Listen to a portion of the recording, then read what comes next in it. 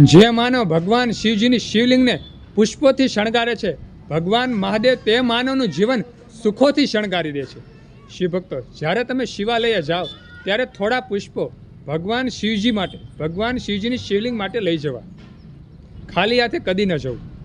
થોડાક કરેણના પુષ્પો, ગુલાબી, પીળા, થોડાક ગુલાબના ફૂલો, ભગવાન ભોળાનાથ માટે, માતા પાર્વતી માટે બીજા પણ પુષ્પો મળે અલગ અલગ કલરના, તો પણ તે પણ લઈ જવા. અને ભગવાન શિવજીની જે શિવલિંગ છે તેને આજુબાજુમાં સુંદર રીતે ગોઠવી અને શણગાર કરવો.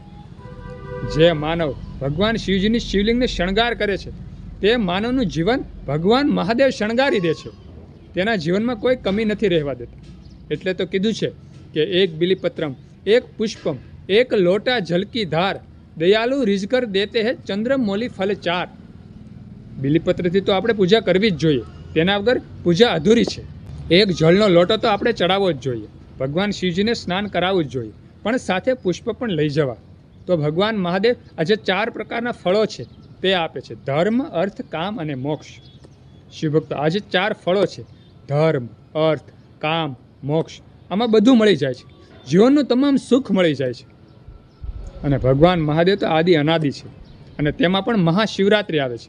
થોડાક દિવસોમાં મહાશિવરાત્રિ આવે છે. તો ખાલી શિવલિંગ નહીં, પણ આખું શિવાલય શણગારવું જોઈએ, પુષ્પોથી શણગારવું જોઈએ. તો ભગવાન મહાદેવને ખૂબ ગમે. કારણ કે હિન્દુ સનાતન ધર્મનો સૌથી મોટો તહેવાર મહાશિવરાત્રિ છે. ભગવાન મહાદેવનો નહીં, પણ આખા હિન્દુ સનાતન ધર્મનો. ભગવાન મહાદેવ જો મોટા હોય તો તેનો તહેવાર જે મહાશિવરાત્રિ છે તે પણ સૌથી મોટો જ કહેવાય.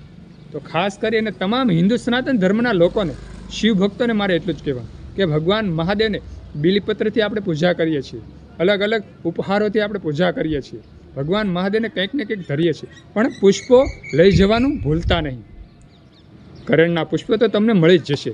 જેટલા શિવાલયો છે, પૌરાણિક શિવાલયો છે, ત્યાં કરેણના ઝાડવા વાવેલા જ હોય છે, વૃક્ષો વાવેલા જ હોય છે. તેમાંથી તોડી લો. ન મળે તો બજારમાં ગલગોટા અને ગુલાબના ફૂલો તો તમને મળી જ જશે. 10-20 રૂપિયાના લઈ જવા. ભગવાન મહાદેવની આજુબાજુમાં શણગાર કરી દેવો. ભગવાન મહાદેવને ખૂબ ગમે. અને ભગવાન શિવજીને જે આજુબાજુમાં તમે જ્યારે શૃંગાર કરો છો, પુષ્પોનો શૃંગાર કરો છો, ત્યારે ભગવાન શિવજીની જે શિવલિંગ છે તેની આજુબાજુમાં એક સુગંધ ફેલાય છે. સુગંધ કેમ આપણને ગમે, તેમ ભગવાન મહાદેવને પણ સુગંધો ગમે છે. જે પુષ્પોની સુગંધ છે તે ઓરિજિનલ છે, નેચરલ છે. અને જ્યારે તમે ભગવાન મહાદેવને એક સુગંધ, એક પુષ્પ અર્પણ કરો છો તો તમારું જીવન પણ એમ કહેવાય કે શણગારી તો દે જ છે, પણ એક સુગંધીદાર બનાવી દે છે. ઓટોમેટિક આપણા જીવનમાં એક સુગંધ એવી ફેલાય છે જે સુખમય હોય છે. ભગવાન મહાદેવ કોઈ દી ઉધાર નથી રાખતા. જ્યારે આપણે પુષ્પ પૂજા કરીએ છીએ, બિલીપત્રની પૂજા કરીએ છીએ, એક જળનો લોટો ચડાવીએ છીએ, તે ક્ષણે ભગવાન મહાદેવ કંઈક તો આપણા ભાગ્યમાં લખી જ નાખે છે. તેમાં કોઈ શંકાને સ્થાન નથી. ભગવાન મહાદેવ આદિ અનાદિ છે. તેની પૂજા જે માનવ કરે છે તેનો તો એમ કહેવાય કે જન્મ અને જીવન અને મૃત્યુ બધું સફળ થઈ જાય છે. દરેક પાપ આપણા હરી લે છે. ભગવાન મહાદેવ આપણા પાપોનો નાશ કરે છે. અને આપણી જે મનની ઈચ્છા હોય, મનોકામના હોય, તે ભગવાન મહાદેવ પૂર્ણ કરે છે.